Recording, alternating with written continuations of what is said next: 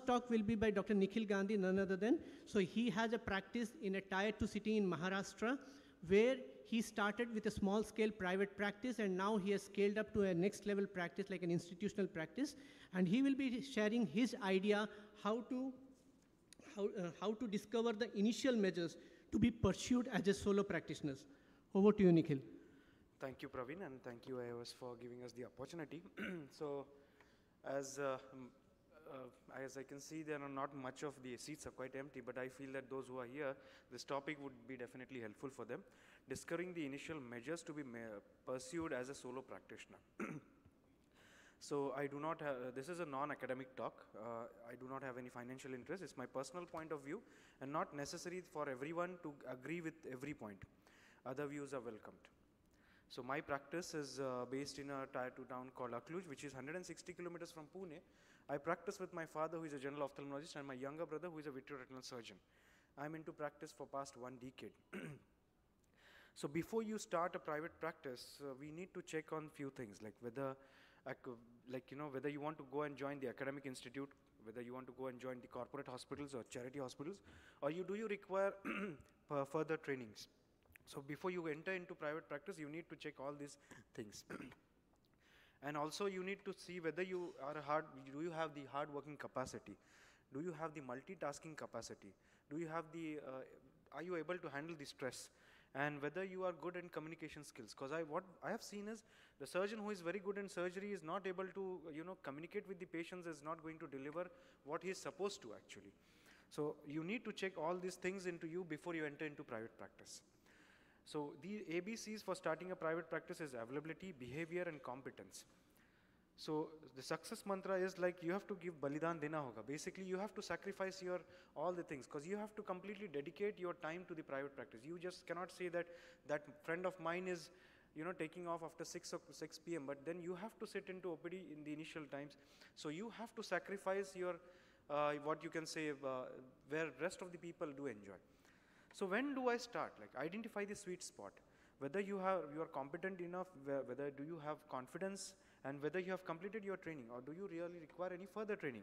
So basically you need to find out the sweet spot. This is very important before you enter into, because I've seen most of the youngsters, what they do is they get into practice and then they feel that no, I should be doing my phaco fellowship or cornea fellowship or retina fellowship, and then they leave their practice, they go back and they come back. So this is not the way. Once you finish, you need to finish it, everything, and then you have to come and join the, start the private practice.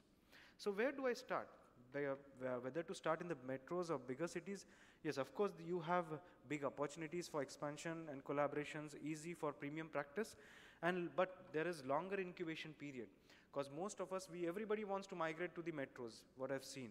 But I would definitely say that, I have started my practice with my father in tier 2 city. It's a small town, like you can start in tier 2 smaller hometowns. There is less competition, high volume practice, you can build a high volume practice, and lower initial cost of investment, as you might be inheriting your, parents, the property, and you can build a hospital over there. So you don't really have to invest into the land.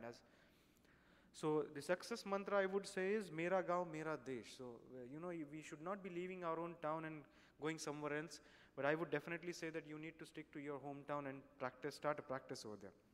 So where to exactly start? Location, easy accessibility, preferably ground floor for OPD, and it should be good visibility, and there should be enough space for waiting area, and OT should be spacious. And to begin with, keep it basic. You can rent it, lease it, buy it, or household property, as I said. Start on small scale and grow, gear up fast. Prime importance to quality of services. What I've seen is most of them, they try to compensate in the quality. They want to save the money, and they feel that, but that is not the way. It should be quality oriented. Only then you can build a practice which would last longer. So the success mantra would be start small and grow big. So to begin with, funding options like family funds, we are not good, our funding is not as good as Praveen, but of course you can have a family funds, bank loans, staggered or deferred payments, which most of the companies, they do let you, and IL bundling is one more option, but I will definitely not go into IL bundling, because you always become, I don't know, like, you have to continuously buy their lenses, and you are always occupied with them. So I would definitely not go, but then this is one more option which might be good for some surgeons. So the funding options would be association with good CA before you start, because it's a huge investment, and good financial planning is a must in the initial period itself. So EMI would be a key to success, that is what I would say. So to begin with, minimum equipments required. There should be a good OPD slit lamp, ARK, biometer, and optional chair units, NCT, OCT, and YAG laser. These might be an optional things. But minimum required things are OT, microscope, phaco machine, and optional could be a modular OT with lamellar flow and type C vacuum autoclave. So I would say you should not be compromising on phaco machine, a microscope, and a biometer in the initial period once you're starting your private practice. So you need to build a team. Do not try to do everything by yourself. Develop management skills and recruit competent staff.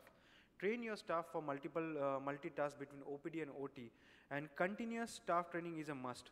Pay adequate salary. Usually what we tend to do is we try to hire cheaper labor, which will definitely yield a cheap things. Like if you pay them adequately, they'll work for you, and they'll see to, if a counselor is getting paid in a better way, he'll definitely counsel the patients, and you'll get good number of patients as well, like for the surgery.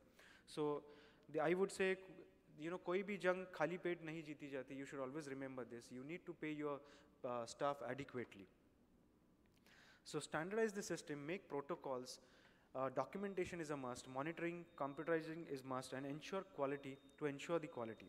So marketing is no longer an unhealthy world. Ethical and appropriate marketing would be beneficial. Local, get associated with local bodies like IMA and Rotary, and awareness programs like glaucoma and diabetes mellitus, like screening for the diabetic retinopathy, and conducting multiple camps in and around your area. So in-house, you can do marketing for brochure, display of equipments and facilities best. Inbound would be using digital media and cold calls. And maintain patient confidentiality. Do not show aggression on criticism. Do not provide online treatment, and keep personal life away from professional life. So you have to, the patient should feel that, he is keeping all the samasyas in front of you. So, this would definitely, you would gain the confidence of the patient in you. So I would say, no goal is impossible, provided your efforts are sincere and your thoughts are pure. Thank you.